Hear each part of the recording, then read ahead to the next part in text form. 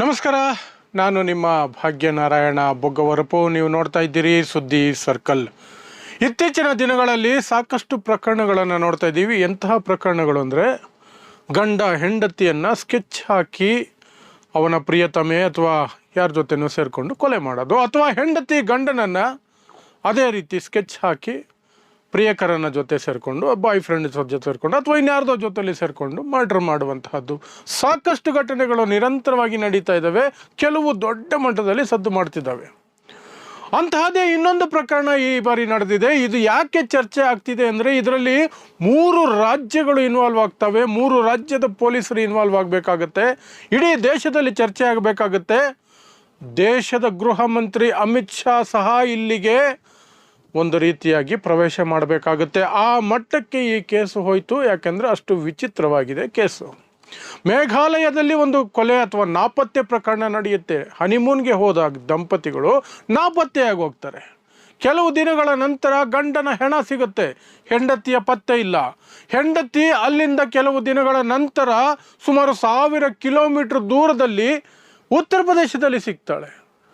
ಮೇಘಾಲಯ ಆಯಿತು, ಉತ್ತರ ಪ್ರದೇಶ ಆಯಿತು, ಮತ್ತು ಅವರಿಬ್ಬರು ಮೇಘಾಲಯಕ್ಕೆ ಹನಿಮೂನ್ಗೆ ಹೋಗಿದ್ದು ಮಧ್ಯಪ್ರದೇಶದಿಂದ. ಯಾಕೆಂದರೆ ಅವರು ಮಧ್ಯಪ್ರದೇಶದ ನಿವಾಸಿಗಳು. ಸೊ 3 ರಾಜ್ಯಗಳ ಪೊಲೀಸರು. ಮತ್ತು ಈಗ ಆ ಕೊಲೆ ಪ್ರಕರಣವನ್ನು ಮೇಘಾಲಯ ಪೊಲೀಸರ ಪ್ರಕಾರ ತಾವು ಸಾಲ್ವ್ ಮಾಡಿದ್ದೀವಿ, ಕೊಲೆ ಮಾಡಿರೋದು ಯಾರು ಅನ್ನೋದನ್ನು ಕಂಡುಹಿಡಿದಿದ್ದೀವಿ. ಆದರೆ ಮಧ್ಯಪ್ರದೇಶ ಸರ್ಕಾರ ಅದನ್ನು ಒಪ್ಪೋಕ್ಕೆ ಸಿದ್ಧ ಇಲ್ಲ. ಸಾಕಷ್ಟು ಗೊಂದಲ ಮೂಡಿಸ್ತಾ ಇದ್ದಾರೆ.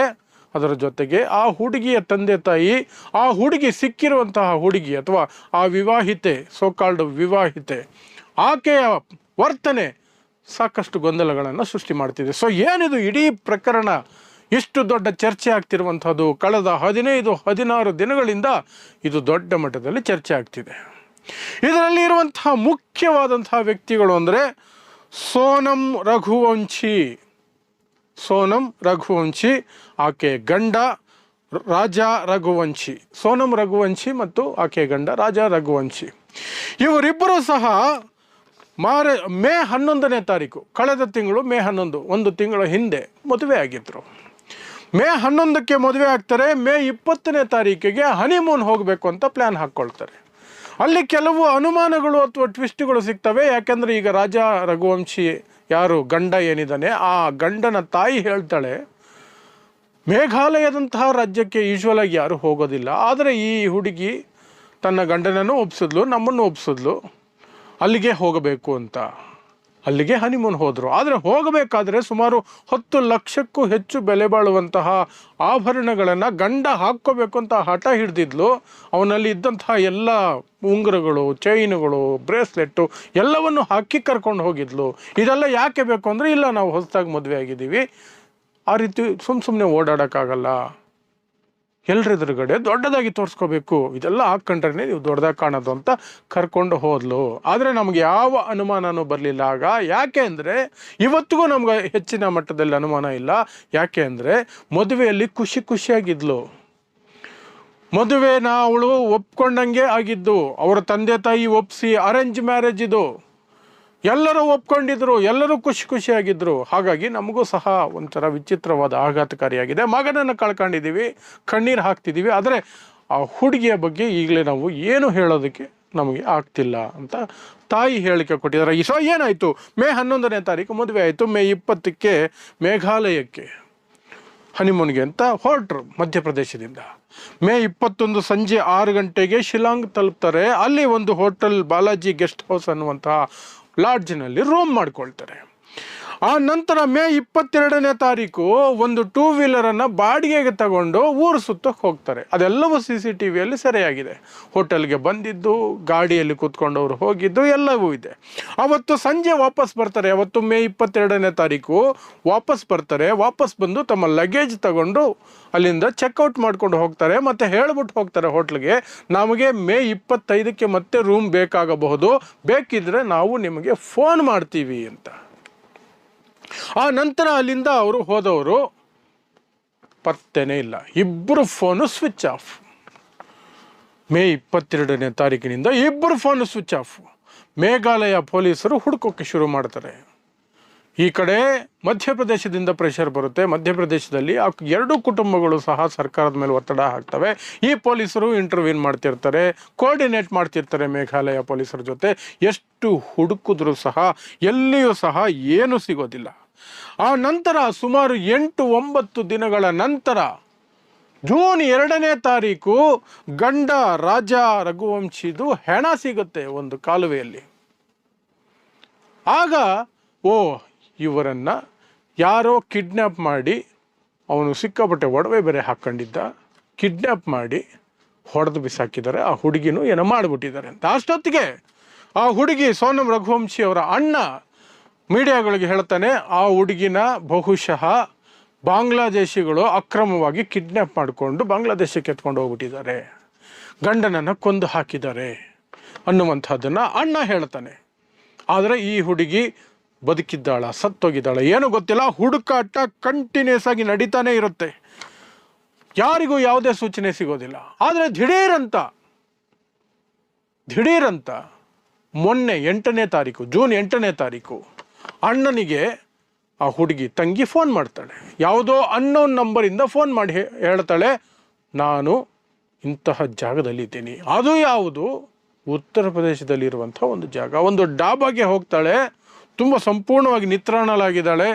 ಏನು ನಡೀತಿದೆ ನನಗೆ ಅನ್ನೋದೇ ಗೊತ್ತಾಗ್ತಾ ಇಲ್ಲ ಅನ್ನೋ ರೀತಿಯಲ್ಲಿ ಮಾತಾಡ್ತಾಳೆ. ಡಾಬಾ ಅವ್ರಿಗೆ ರಿಕ್ವೆಸ್ಟ್ ಮಾಡ್ಕೊಳ್ತಾಳೆ, ಫೋನ್ ಕೊಡಿ ಅಂತ. ಅಣ್ಣನಿಗೆ ಫೋನ್ ಮಾಡ್ತಾಳೆ, ನಾನು ಏನಾಗಿದೆ ಏನು ಎತ್ತ ನನಗೇನು ಗೊತ್ತಾಗ್ತಿಲ್ಲ, ಇಂತಹ ಜಾಗದಲ್ಲಿದ್ದೀನಿ. ಅದು ಇವರು ಹೋಗಿದ್ರಲ್ಲ ಹನಿಮೂನು, ಅಲ್ಲಿಂದ ಸುಮಾರು 1000 ಕಿಲೋಮೀಟರ್ ದೂರದಲ್ಲಿರೋ ಜಾಗ ಅದು. ಉತ್ತರ ಪ್ರದೇಶ, ನಾಗಾಲ್ಯಾಂಡಲ್ಲಿ, ಮೇಘಾಲಯಲ್ಲಿ, ಉತ್ತರ ಪ್ರದೇಶದಲ್ಲಿ 1000 ಕಿಲೋಮೀಟರ್ ಡಿಸ್ಟೆನ್ಸು. ಹೇಗೆ ಬಂದ್ಲು, ಏನು ಎತ್ತ ಏನು ಗೊತ್ತಾಗ್ತಿಲ್ಲ. ಆದರೆ ಫೋನ್ ಕಾಲ್ ಬಂತು. ತಕ್ಷಣ ಅಲ್ಲಿನ ಲೋಕಲ್ ಪೊಲೀಸ್ಗೆ ಅವ್ರ ಅಣ್ಣ ಇನ್ಫಾರ್ಮ್ ಮಾಡ್ತಾನೆ. ಅವರ ಫ್ರೆಂಡ್ಸ್ ಒಂದಷ್ಟು ಉತ್ತರ ಪ್ರದೇಶದಲ್ಲಿ ಇರ್ತಾರೆ, ಅವರನ್ನು ಕಳಿಸ್ತಾನೆ, ನನ್ನ ತಂಗಿಯಲ್ಲಿ ಸಿಗಾಕೊಂಡಿದ್ದಾಳೆ, ರಕ್ಷಣೆ ಮಾಡಿ ಅಂತ. ಪೊಲೀಸರು ಬಂದು ಆಕೆಯನ್ನು ವಿಚಾರಿಸ್ತಿರ್ತಾರೆ. ಅಷ್ಟರಲ್ಲಿ ಮೇಘಾಲಯ ಪೊಲೀಸರು ಆಕೆಯನ್ನು ಬಂಧಿಸಬೇಕು, ಆಕೆ ಕೊಲೆ ಮಾಡಿದ್ದಾಳೆ, ಗಂಡನ ಕೊಲೆಯನ್ನು ಮಾಡಿಸಿದ್ದಾಳೆ ಅವಳು, ಪ್ಲಸ್ ಸುಪಾರಿ ಕಿಲ್ಲರ್ಸ್, ದುಡ್ಡು ಕೊಟ್ಟು ಕಾಂಟ್ರಾಕ್ಟ್ ಕಿಲ್ಲರ್ಗಳನ್ನು ನೇಮಕ ಮಾಡಿಕೊಂಡು ಅವರ ಮೂಲಕ 3 ಜನ ಅವರು ಕೊಲೆ ಮಾಡಿದ್ದಾರೆ, ಗಂಡನನ್ನು ಕೊಲೆ ಮಾಡಿದ್ದಾರೆ ಅನ್ನುವಂತಹ ಮಾಹಿತಿಯನ್ನು ಮೇಘಾಲಯ ಪೊಲೀಸರು ಹೇಳ್ತಾರೆ.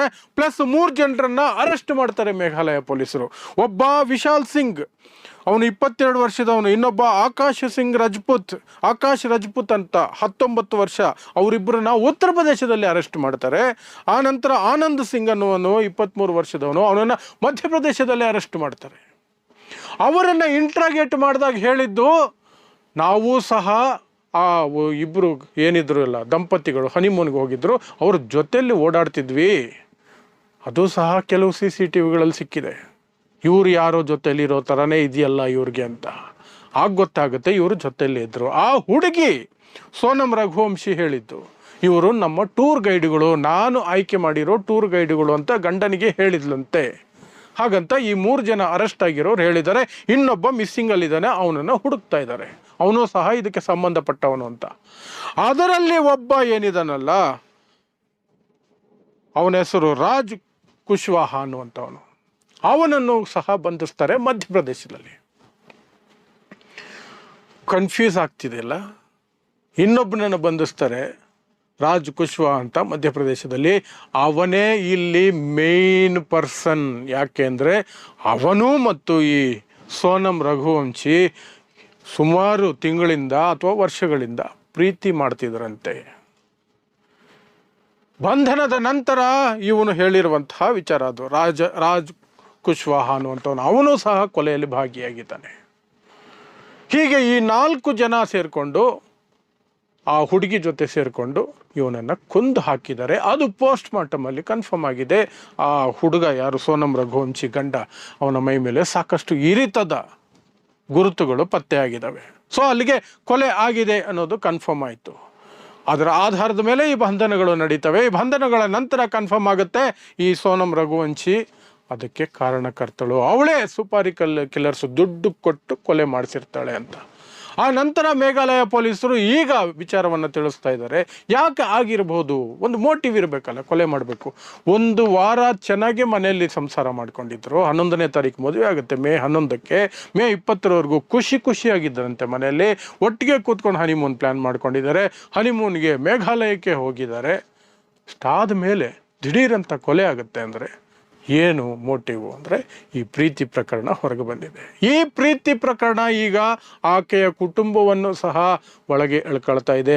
ಆಕೆಯ ತಂದೆ ಮತ್ತು ಅಣ್ಣ ಅಮ್ಮ ಇವರನ್ನು ಸಹ ಇನ್ವೆಸ್ಟಿಗೇಷನ್ ಮಾಡಬೇಕು ಅಂತ ಮೇಘಾಲಯ ಪೊಲೀಸರು ಹೊರಟಿದ್ದಾರೆ. ಯಾಕೆಂದರೆ ಅವರಿಗೆ ಮೊದಲೇ ಗೊತ್ತಿತ್ತು ಈ ಪ್ರೀತಿ ವಿಚಾರ. ಅದನ್ನು ಮುಚ್ಚಿಟ್ಟು ಈ ಮದುವೆಯನ್ನು ಮಾಡಿಸಿದ್ರು.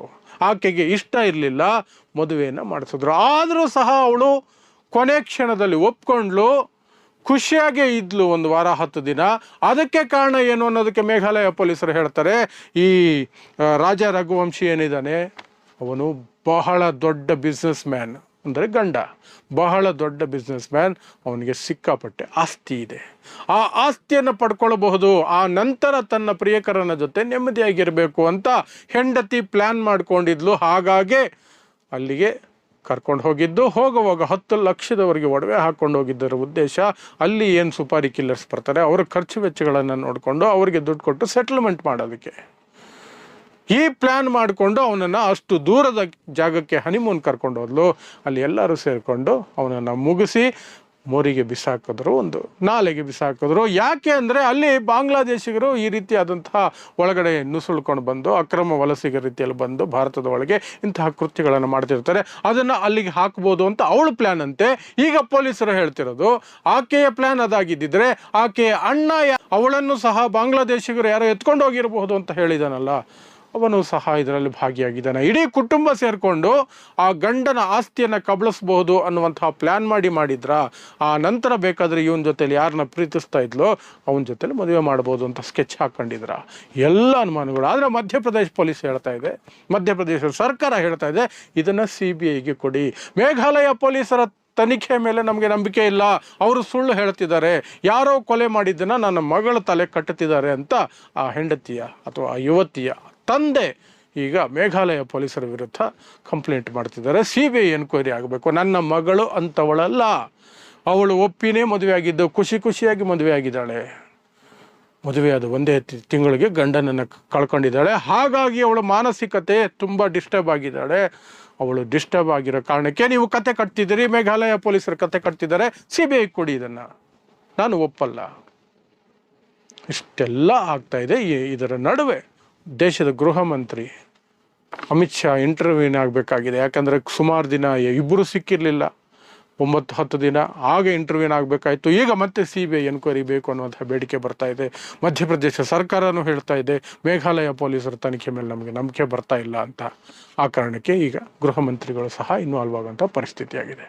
ಒಟ್ಟಿನಲ್ಲಿ ಒಂದು ಹನಿಮೂನ್, 3 ರಾಜ್ಯಗಳು, ಒಂದು ದೊಡ್ಡ ತಲೆನೋವು.